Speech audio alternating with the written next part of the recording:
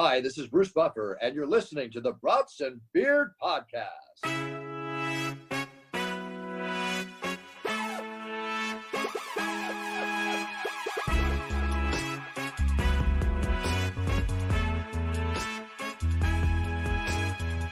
Welcome back to the Brats and Beers podcast. We have an incredible guest joining us today. He is a former NFL cornerback that played all 12 seasons of his career with the Pittsburgh Steelers.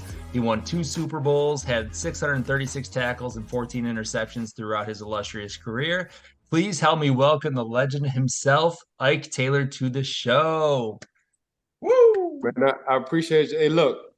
If I would have cut half of them tackles and got half of the interceptions, I would have been in the Hall of Fame. Right now. But, hey, that's all right. So you had a hell of a career, so I don't care if you're in the Hall or not. You had an amazing career, so appreciate it. What's it like to kind of spend your entire career with one team? Like nowadays, you don't see that a ton with players. Like, what was that kind of like?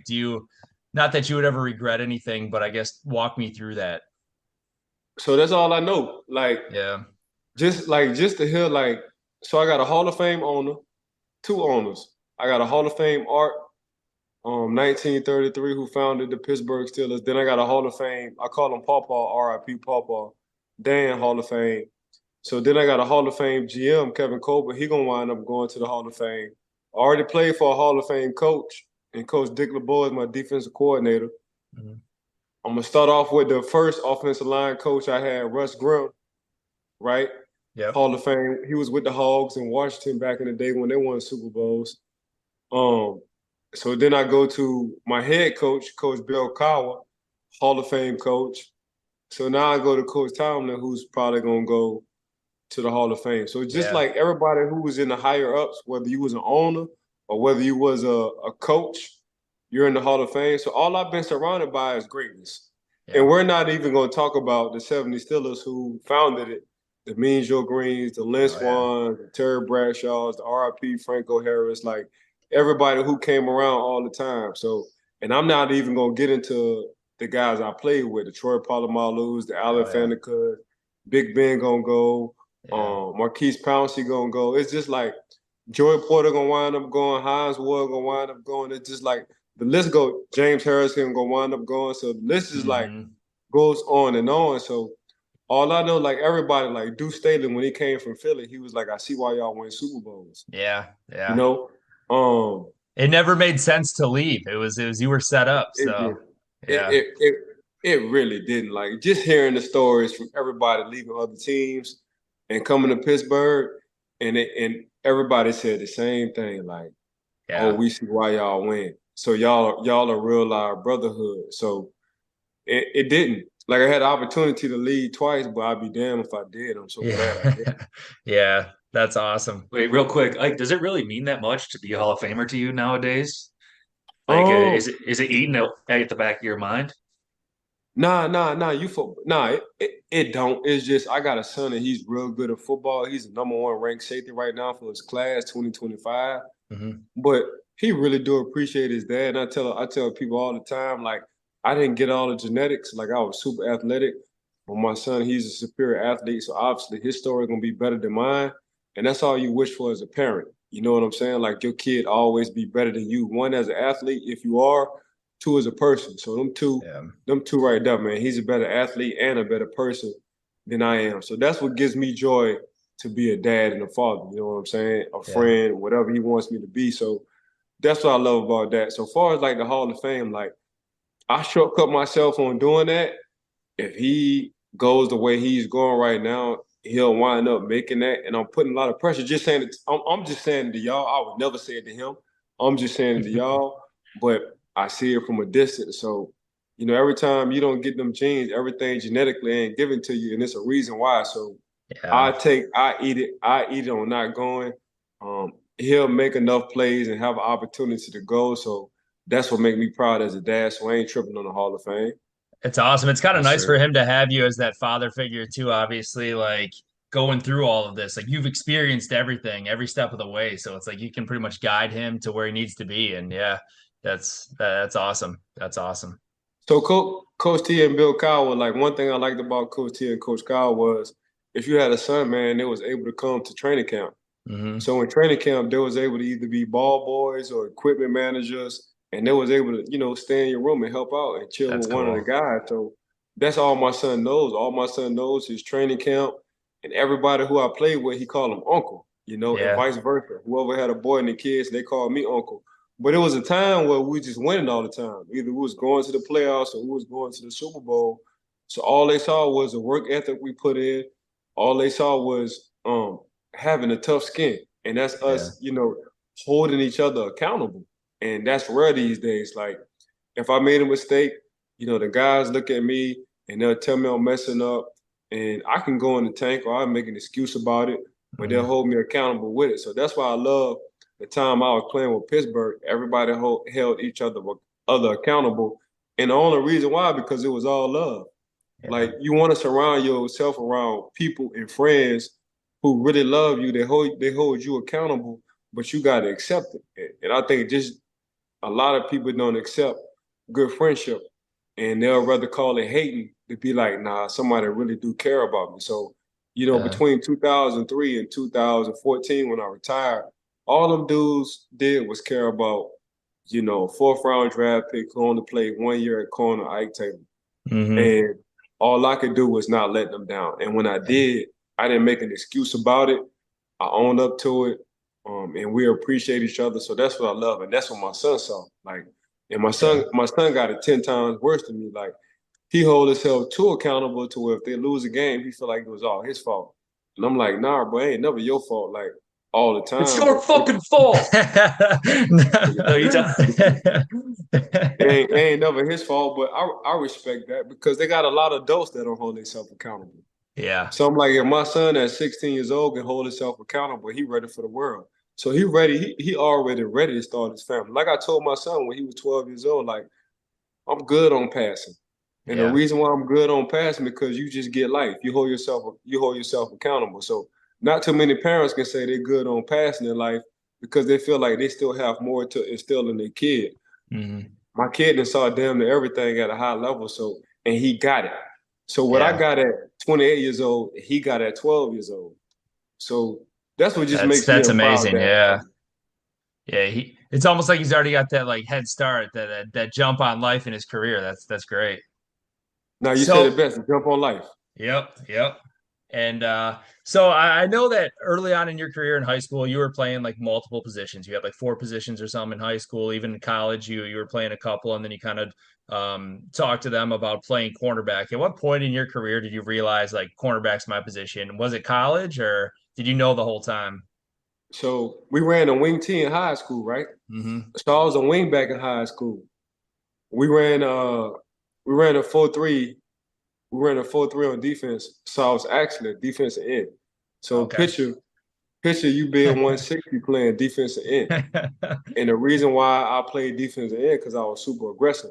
Now Eddie, who was like 250 on the other side, he was an all-state defensive end that I played with. So Eddie had the frame and the body to play defensive end. They just put me on defensive end because I was super aggressive and super quick. But I think I played corner like 1 game in high school, but I played running back in high school as well. That was my main position. So I wound up going to college, wound up walking on to UL, and I played running back. But Garrett Bartell, I still remember this. Garrett Bartell, he was a secondary coach at the time, and he talked just like this because he was from Texas. He said, look, I'm going to tell you this right now, you need to transfer over to cornerback, because you'll have a better chance to make it to the NFL. You're fast, you're big, I can get you to cover, and this is what the NFL is transitioning to. So I said, Coach, are you for real? He was like, yeah. So we wound up firing our head coach, and we wound up getting Virginia Tech coach at the time. I don't know if y'all know his name. His name was Ricky Bustle, Coach Bustle. Okay. He had Mike Vick at Virginia Tech. And he was like, look, if you stay a running back, I guarantee you can get 1,200 yards. So I said, you know what, man, let me pray on this. Prayed on it, and I wound up sticking to cornerback. And at the time, we had Charles Tillman. Yeah. Peanut. Yep. So Charles Tillman was highly recruited coming out of high school, let alone going to the NFL. everybody wanted him at the time. I think he was like the 38th pick or 36th pick to Chicago. But I was the shortest guy in the secondary. So picture your two safeties, 6'4", 6'5". Peanut, he was like 6'2" and a half, 6'3", and I'm just 6'2". So Yeah. we had a secondary. We was ranked in the nation. We just at the time we couldn't put it all together as far as like a team. But that's why I transitioned over. I transitioned over the corner. I ain't never looked back. Awesome. No, that's great. That's a great story because you hear a lot about a lot of young kids. They get put in multiple positions in high school, and it's always fun to hear kind of how they end up on their final position. But do you know David Gilreath by chance? I think he was on the Steelers for a hot minute when you were there in 2012. Gilreath? Yeah, David Gilreath. He was out of Yeah. Wisconsin, played wide receiver. Yeah. I was wondering if you had any good stories about covering them like in practice or anything and lighting them up maybe. Nah, I don't. Hey, listen, that's one thing about Pittsburgh. If it's one position they look at and they draft well, it's receivers. Oh yeah. I Yeah. mean, you can go all the way back to Stallworth, Swan, then you can fast forward to Hines, Flex, Antoine Randall. Then you can fast forward some more to Santonio Holmes, Mike Wallace, Emmanuel Sanders, Antonio Brown. Then you can fast forward to Antonio Brown, Juju Smith-Schuster. Hmm. Now you can fast forward to Deontay Johnson, George Pickens, Yeah, and we just Pickens. acquired Calvin Austin III 2 years ago. So that's one thing Pittsburgh do. They if they don't do nothing well, man, they draft wide Wide receivers well. receivers. Yeah. Yeah. Well, Mr. Taylor. no, yeah, Drew go. Oh, Mr. Taylor, do you still care about football? Like you still watch it? So I'm a scout for Pittsburgh now. So they Perfect. Okay, I hired me. just want to make sure before I say anything. Yeah, they hired me. They hired me last year as a scout. Perfect. So what do you think of Pickens? Alien. He's very good. But he don't. Hopefully he'll listen to this show. He don't even know how good he is and how good he can be. Like he just love the game of football. And we always talk about for Pittsburgh things you don't get credit for. Like as a corner for Pittsburgh, you don't get credit for tackling. But you just name it. I didn't have 630 something tackles. We watched George Pickens not only catch spectacular catches in the NFL, but he loves blocking. And that's a want to. So in Pittsburgh, we always talk about things you don't get credit for, but it's something that you want to do. And that's what Hines Ward did it best. And that was a domino effect. Santonio Holmes did it best. And George Pickens is taking it to a whole nother level, especially as a rookie. So when I say he's an alien, and then you hear the Peyton Mannings talk about him, you hear the Joe Burrow talk about him. Kenny Smith all already know what he has from George Pickens as far as like being a special talent. So it's just a kid, man. George is a good kid. He don't even know, but once he find out and understand like he's a rare breed, he's rare, he's an alien, it's gonna be a lot of trouble in my mind. Yeah. Statement is I don't think he cares about catching the ball. I think he cares about pushing the guy on the ground. Every time I see him line up with a secondary, it's always about pushing him to the ground. Yeah, And that's why I think he's going to Physical. be amazing. he different, man. He an all around wide receiver. That's rare these days. Usually receivers, they divas. And I get why they divas. They want if you special and you know you good, you always want the ball because you always feel like you're gonna make a play. So I think George ended up with like 860 something yards, but it's a few catches that he made throughout his rookie year, like whether it was on the sideline or over the middle, like, dang, this dude gonna be special. And Hmm. former players and even players who play today, they look at George, and that's one thing I do like about the NFL. Like, you ain't got no time to lie to yourself. When you see greatness and you see a special talent, you just acknowledge it. Like that's why I love football and going to the corporate world. That's why I think that's what made me, adjust to the corporate world even faster. Like the corporate world might look at it like, oh, I'm always better than him, or but nah, like when you see somebody with good talent, whether it's in sports or the corporate world, good coming from football, you just had to acknowledge it because either you're gonna ride that person coattail because they're gonna help you be successful, or you just gonna be 100% honest with yourself. Like, oh yeah, this dude's just cold at what he do. And what I mean by cold is like he's just good at what he do. So that's why a lot of people come to former players who were successful corporate wise, and they want to know how are you successful. And the first thing I tell them was we acknowledge who better than you, like that point blank period. Like you good, but I'm good, but I knew from the first practice like Troy Polamalu is better than me. Like you just get that off the rip. Like Big Ben is special, you know. George Pickens is special, you know. Jerome Bettis was special, you know. AB was special, you know. So once you get into that mindset, they push you, and that's when the terminology comes in. Iron sharpens iron. So you always try to live up to their expectations, even though you might not hit it. You know, you still hitting a high level of consistency when you're dealing with those kind of people. Yeah, no, that's awesome. Did you have any like favorite teams that you faced, and then like least favorite teams that you would go up against? So I can name this all in one. Like my least favorite was the Baltimore Ravens. You know, that's just what it was. It was an understanding that y'all ain't like us, we ain't like y'all. You know, but it was always like a mutual respect because we felt like we had the blueprint before them, and they wound up getting our blueprint, and they won a few times with our blueprint. So that was always a mutual respect. Who was bugging you with the Ravens? Like Well, which wide receivers? No, well, nobody, like I never cared about wide receivers. Oh, that's true. My thing was I always respected whether you was on the practice squad and they activated you up to play, or whether you was an all-pro or Pro Bowl. Like I always respected everybody because I took nobody for granted. Because you know the old saying, any given Sunday. Yep. And that's how I walked on the field with it. So regardless, I was never beefing with no receiver, but I always respected every receiver that I went up against. Yeah. It was more just about the team rivalry then with the Ravens. Yeah. Okay. Yeah. And just a quick comment. I did see an interview of you after Garden Ocho Cinco, I think. And you said the same thing then. And I thought that was just a brilliant answer. Like you didn't come off as cocky. You didn't come off as you just said, they're like, do you think that they're amazing? You're like, I just respect everybody. And then he's like, well, do you think they respect you? And you're like, I hope so. That'd be nice if they did.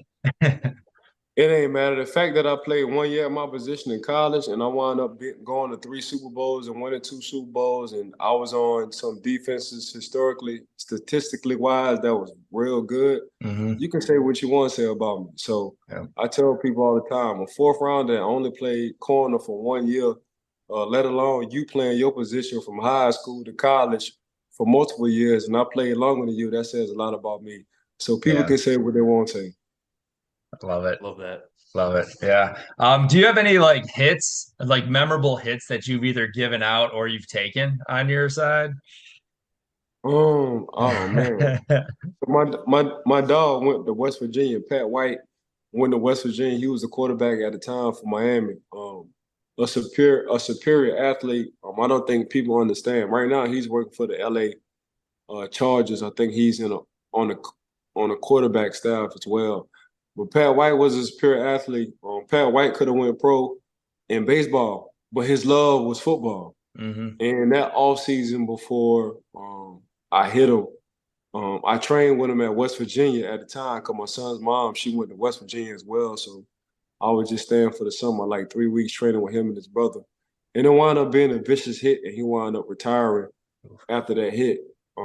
But, you know, my homeboys always talked about catching the body. Like, dang, you can hit, but you ain't never had a body. I'm like, man, what's your body? They was like, man, you ain't never put nobody to sleep. And I was like, dang, y'all brainwashing me. Like, that's what the Pittsburgh Steelers linebackers did. They're linebackers, of course. So that's what happened. As far as, like, taking a severe hit, Ryan Clark, friendly fire. Ryan Clark was probably the hardest hit I took. Ray Rice was on the sideline, and Ryan was trying to smack Ray Rice on the sideline, and I wound up catching the bad end of the stick. And man, when I say, you know how you gas for air? So I gasped for air, right? I gasped for air, but I couldn't catch my air, so they wound up calling the TV timeout because I was still laying on the field. And I was trying to talk with my eyes. So they was like, Ike, you okay? And I was looking at him like, hell no, I'm not okay. But I couldn't say nothing. So I'm looking at him with my eyes like, bro, I'm not okay. And once I got some kind of air, I started wheezing. So I was wheezing, catching the air. And I always been a teammate. If somebody got hurt, I laugh at them. So once I caught my air, them boys, they just cracked on me and they was laughing at me. I was like, F y'all. But that's just how we were. Did you sit out at all, or were you right back in the game? I sat out one play and I came right back. Hell yeah. I love that. Not to kick your homeboy down a pat, but he never even had a pass and you knocked him out, man. That's cold. You know what I mean? But the announcers are talking right before your hit. They're like, "Oh, he just needs to get that first one out of the way." You just crushed. So I saw James Ferry, a pot dog. James Ferry running, and all I was thinking, if pot dog beat me before I get to Pat White, I can only imagine what they're gonna say on Monday for the meetings watching this tape. And I said, man, he can't beat me to Pat White. So once I got there, I just let loose.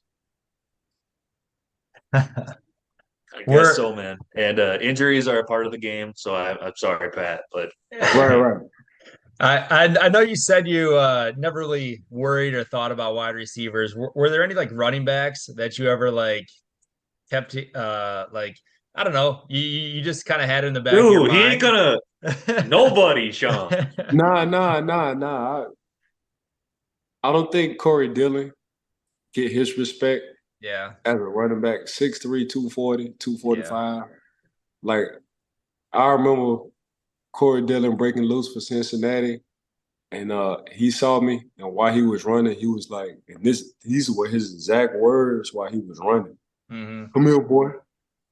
Like, before he ran me over, he was like, come here, boy. And I was like, here we go. This not about to be good at all. Also, from Corey Dillon, Fred Taylor was a Pittsburgh Steelers killer at the time. Every time we played Jacksonville was like the Pittsburgh of the South. Yeah. Every time we played Fred T, he had between 100 and 150 every time. And they had a plethora of running backs. They had MJD, they had LeBrandon Tofield, they had Greg Jones. They just had a backfield. So they would just rotate running backs. Yeah. So you knew by the end of the day, if they had 70 plays, 60 of them was run plays. Wow. And it was going to be a long day. That's tough. So I live in Wisconsin, and that by default means that I have a little bit of love for the Packers. I know obviously they beat you guys in the one Super Bowl. Right. Looking back at that Super Bowl, like, was there anything that could have been done differently, or like how do you see that playing out? Like, could you guys have won that if something else happened, or was it just a game? Yeah. They played a little better? Or? So we definitely could have won, but Aaron Rodgers, like the throws he was making. Yeah. We got back to the sideline, and usually Coach LeBeau will give you something. And Coach LeBeau said in a polite way, but even he said it like, y'all in position, he just throwing everything on the thread. Yeah. Ain't nothing y'all can do. You want to talk about having a perfect game? Like Aaron Rodgers for that Super Bowl in Dallas, he had a perfect game. Yeah. Damn near everybody, other than two plays, everybody on the defensive side, if he was in the secondary, was in position to make a play. But it was just Aaron was throwing the ball to where only his receivers can catch it. Yeah. So, and we'll just go back to the sideline, fellas, and be like, damn, this dude good. Would you throw him in the alien talk too? Would you throw him in that? Yeah. The prettiest, the best looking from his technique to throwing to throwing it effortlessly. So and I tell people all the time, Aaron Rodgers was Patrick Mahomes before Patrick Mahomes. He just didn't get it 2 rings. Yeah. But as far as like throwing the ball, the spiral, the placement of the ball, the prettiest ball, it's not too many people. You're gonna make me throw up, dude, if you keep talking. He's I'm a a Vikings fan a over Vikings here. fan. You're gonna make me throw up. But you see. I love to hear it. You didn't see. We call them AR-12. Yeah. AR-12 throw that thing like nobody else. Yeah, he's crazy to watch, and it should be interesting to see what he's going to do with the Jets too. So, kind of excited for that. Drew, No, AR yeah. different. He different. Yeah. He definitely an alien. Yeah. Drew, what else you got here? I want to hit Mr. Taylor with some, kind of more of a coaching type of thing, but I want to hear the inside. So someone said, okay, so let's use the Vikings last year, okay? Yeah. Trashiest defense I've ever seen, bottom of the barrel, 30th. Ed Donatel, not blaming anybody. Why were they so bad, and why can you not adjust to make changes? I feel like that's a loaded question. Nah, I'm trying to see how I'm gonna say this without disrespecting nobody. Yeah. Because I got people like me at the local bar, talking like they know what they're talking about, and we know nothing. We know nothing. You know what I'm saying? It's levels of coaching. It's levels of coaching. Like how we started this call off. I was surrounded by Hall of Fame coaches. So look at last year. Coach Tomlin started off 2-6. He ended the season 9-8 with a rookie quarterback. Let me say this again. Yeah. He started off 2-6, ended the season 9-8 with a rookie quarterback. Yeah, but he played the Vikings the first 8 games. It's a lot of teams who got quarterbacks who've been playing in the league for a long time that just ended 9-8.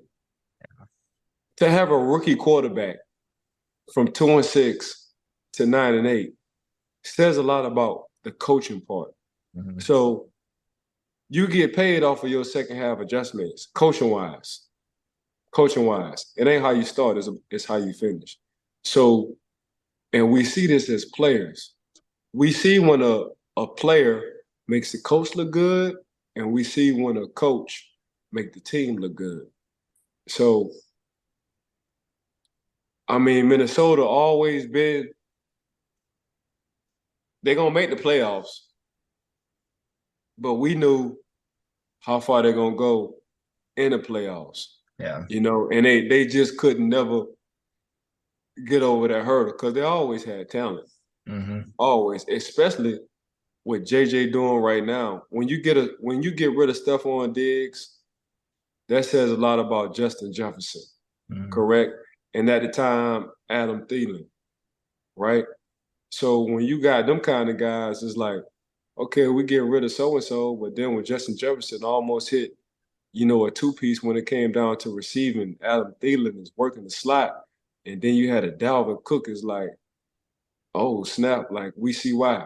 So, but it's just Minnesota, from your standpoint, they could just never get over that second round hump when it came down to the playoffs. And that's when the coaching part really kicks in, the second half adjustments. How does a cornerback in the NFL, how are they not able to make those adjustments by themselves? Like, it's obviously embarrassing when you get beat, right? Or I guess maybe not embarrassing, but whatever word you'd like to use. Well, but you're an NFL star. I mean, like, you can use that. Yeah, it's embarrassing. So why do they just yep, let's hear it. So you got to know your personnel. So on the defensive side, if I know my personnel, I'm always leaning on their strength. And as a player, you just got to understand, you got to have a high football IQ. I got to put Ray Horton in there as well, my cornerback coach. So you gotta have a high IQ, and the IQ. I'm just gonna simplify it for y'all. So you, offense, like I never played a receiver. How we was taught, we always played the offensive coordinator. So the receiver got to do exactly what the offensive coordinator call, run the route that they call, right? Depending on what coverage they see on the go, correct? Now, since I was lining up on the best wide receiver, I got to understand the relationship between the quarterback and that wide receiver depending on the coverage. And your spider senses usually kick in. Now, every offensive coordinator, they run the same thing. They just run it from different formations. So they got 5 plays on first down. They got 5 plays on second down. They got 5 plays on third down. They just like to get to them plays depending on how you play and formation-wise. So we call it smoke and mirrors. So I tell y'all guys this. If y'all want to jot down, look at, so we break it down by quarters. So we break it down by the first 4 games. Y'all start watching football and just look at it from an offense or defense perspective. Don't go both. Look at it from one of the sides. Let's play defense. So we'll look at the offense coordinator. About time y'all get to the 4th game. You know the 5 plays that the offense coordinator want to do: first, second, and third down. They just gonna get to it from different formations. That's all they're gonna do. Next time we have this discussion in the season, let's say we have this Zoom call in week 5, whatever team y'all like, y'all gonna give me, the offensive coordinator, 5 best plays in the formations they like to run it from. That's as simple as it is. Same way on the defensive side. Defensive coordinators, and that's what I love about Coach LeBeau. Coach LeBeau had his plays as well. He just always told you the weakness of the defense. Like, here's the weakness of fire zone. Here's the weakness of cover 3. Here's the weakness of cover 2. Here's the weakness of 2-man. I'm telling y'all this because this is exactly how the offensive coordinator and the quarterback is going to think. They're going to look for these holes. So, right, all you're doing is beating them to the punch. Now, I coach 12-year-old kids, and I tell them the exact way how I was taught. So in week 5, I guarantee y'all, from a defensive standpoint, y'all will give me y'all offensive coordinator 5 plays, first, second, and third down, and y'all will give me the formations they like to get into and get to them plays. Wow. That's awesome to hear that broken down like that. Because now I'm going to watch the games completely different and look for that. To hear that for the last 3 years. I've been asking that question. Drew Bledsoe failed that question. David Gilreath failed this. Thank you. But no, it's great. With David, he mentioned that he was. What would you say, Sean? Like how his level in the NFL? Like, it was a couple years, right? Yeah, he was quick in, quick out. But so take that, But he said Antonio Brown was on another level. He's probably the best wide receiver he's ever seen, and that's something that really stuck out for me from a fan viewpoint, because I'm like, well, I want to hear your take on that. So AB had 6 years where nobody in the league was better than him. I mean, just look at, I want to say from 2008 to probably, from 2011 to about 2017, 18. I mean, he was on the historical, receiving. I mean, Jerry Rice kind of thing. And the good thing about AB, like, AB by far was the best route runner I've ever seen. And we used to call him Tony Toe Tap because anything thrown around that sideline, he was going to catch. And there always was a wow factor. Like, man, how does dude catch this ball around the sideline with that DB on him? But AB practice habits was unbelievable. So we used to have to wait for AB because every time AB caught a ball in practice, he sprinted to the touchdown every time. So when he got in the game, it wasn't a on and off switch. It was his body was just used to catching the ball, making a move, and hitting a touchdown. Yeah. So it just carried on towards the field. Wow. AB, to do what he did, to get double and triple team and still had them yards and get wide open and be the player that he was, that's what made AB so special. Yeah. So AB was just, the dude different. Yeah. Regardless on how he acted now or how he acted the past couple of years, when you want to talk about on the field, AB had a run historically better than a lot of people. Yeah. And I don't want to dive too much into, and we don't have to touch on it if you don't want to, if you're not comfortable. But as far as kind of that stuff that has been happening with him over the past couple of years, do you think that's in relation to like, could it be concussions? Could it be from hits? I know a lot of people talk about that. Oh, he was different after this hit. He was different after that hit. Do you think it's that, or do you think it's just kind of post football, whatever's going on right now in his life? Man, that adjustment is a mother. Yeah. When you used to just be, you gotta understand, people at our level, for the majority, they just used to always being the man. Whether you started in sixth grade, middle school, high school, college, once you get to the league, at some point in time, you just was used to being the man. Yeah. And the window closed ASAP. And what I try to tell these kids, because I train a lot of kids, is that NFL logo, one, stand for not for long. Two, it's been here before you, and it's gonna be long, long after you die. Yeah. So, and they gotta protect that. They gotta protect the shield. So y'all can play around if y'all want to and figure you bigger than NFL. NFL gonna get rid of you regardless. So Yeah. I don't think it was the hits. I just think at one point in time, he just probably felt like he was better than NFL. Yeah. And once that window closed, it closed. Ain't no coming back. Yeah. Once they shut that door, you can't reopen that door. Had plenty of chances. They gave AB a lot of chances because he was that good of a talent. But once they slammed that door, man, it's a wrap. So I don't think it was nothing to do with injuries. Just sometimes the adjustment. The adjustment of mother. Yeah. The adjustment of mother. And me and Ryan Clark talk about this all the time. Like, we understood Troy was Michael Jackson and we was the Jackson 5. We just had to ride his coattail. It just came at a time where Troy was that good. He kept the whole locker room humble because he never acted out.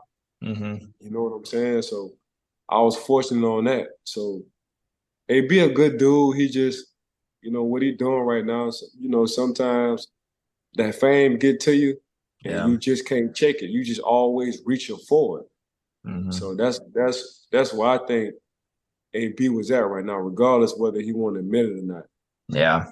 Okay. You might not feel this way, but I think Troy was acting out with those Head and Shoulders commercials. Just saying, but whatever.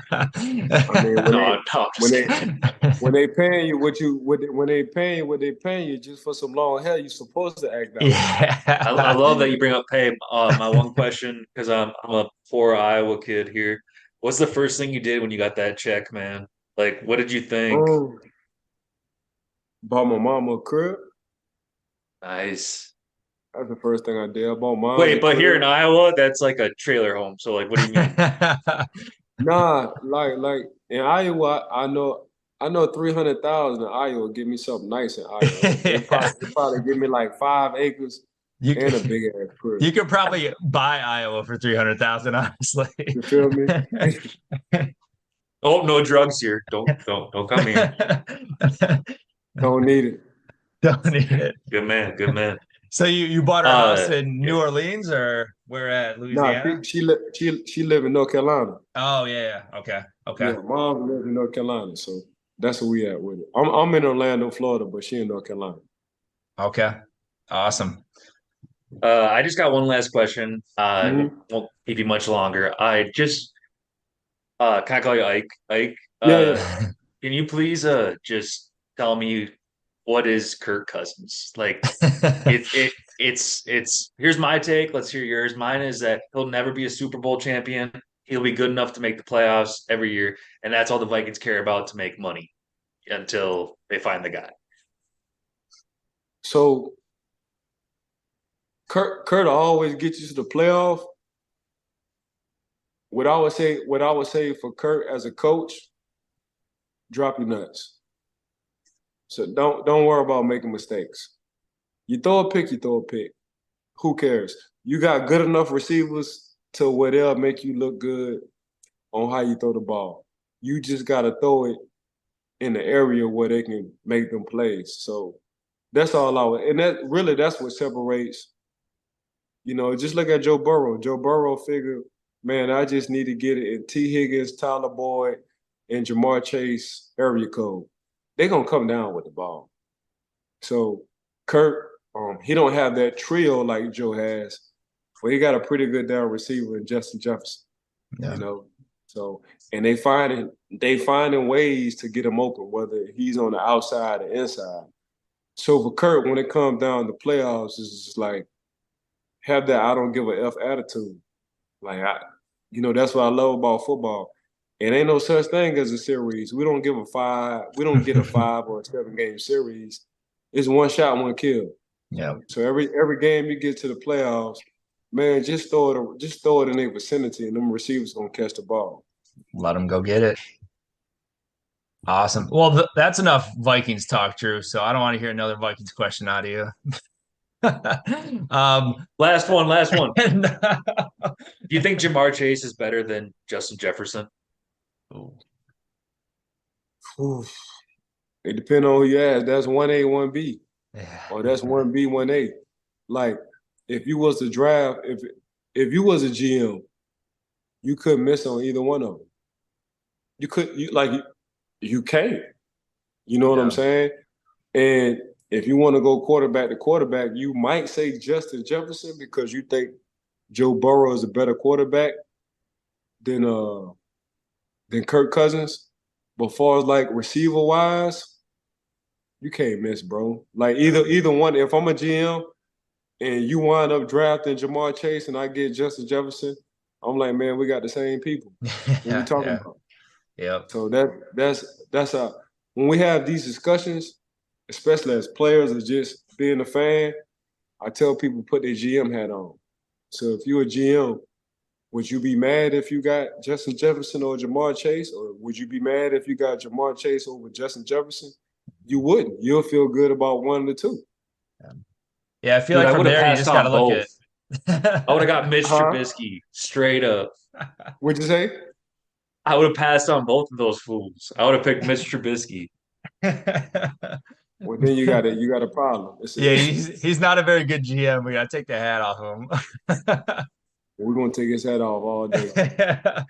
All right, I'll finish it up here. We'll let you go. We appreciate your time so far. We just usually do a rapid round of questions here. Some either ors just to finish it up. So I'll hit you with a couple quick ones. All right. All right. All right. Brats or burgers?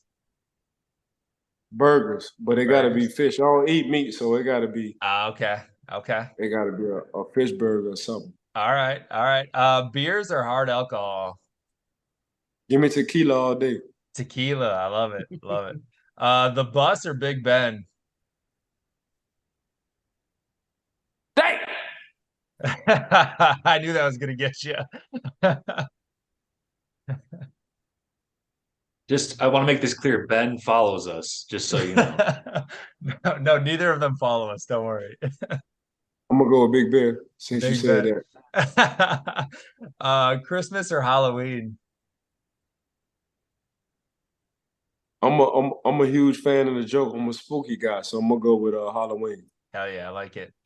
Breakfast. My buddy, he has a Facebook. He only turns back on November 1st, so you can check out all the college. Oh, God. Is that buddy deactivate? Yeah. Oh shit! I'm talking about somebody else. Breakfast or dinner? Breakfast. I can eat breakfast all day. Oh, hell yeah. Android or iPhone? iPhone me, please. TV show or movies? Movie me. Batman or Superman? Joker. Okay. I like that. And crunchy peanut butter or creamy peanut butter? Watermelon me. I love that. And then okay, since you said Joker, just kind of off the top of my head, who's your favorite Joker? Is it Heath Ledger or who? Heath Ledger's a legend all Heath day. Ledger, hell yeah. R.I.P. And then last one here, dream place to vacation or your favorite place that you've been for vacation? Toronto, the best city ever in the world. Toronto, okay. I don't think I've heard that one, so I like that. Toronto, the best city ever. That's great. Well, thank you so much for your time, Mike. You are an absolute legend. We appreciate you so much. This has been amazing to hear your insights. So, thank you. Thank you. I can't thank you enough, man. Yeah, Drew, Sean, man, appreciate the invite on the show. Hey, make sure y'all during the season, week 5, let's have this conversation. Let's go back over this conversation. We'd love to have you back on, man. We'd love to. Yeah, let me know. Let me know what y'all think about y'all OCs. Y'all have all the 5 plays, first, second, and third down. Let's do it. I'm gonna have a notebook now on Sundays and be watching for our next one. Say less. Awesome. Well, thank you very much, Ike. We'll meet again after week 5 and take care. All right. Likewise, y'all boys have a good summer. All right. Thanks, You Mr. too. Taylor. Thank you. All right, love. Brewing and we cooking, brewing and we cooking. Brewing and we cooking, brewing and we cooking.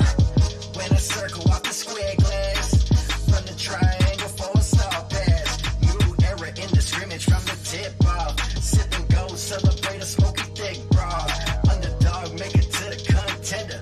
Coming through this header when you're straight fender benders. Stopping in the octagon, swinging in circles. Research the game like your name's Steve Urkel. This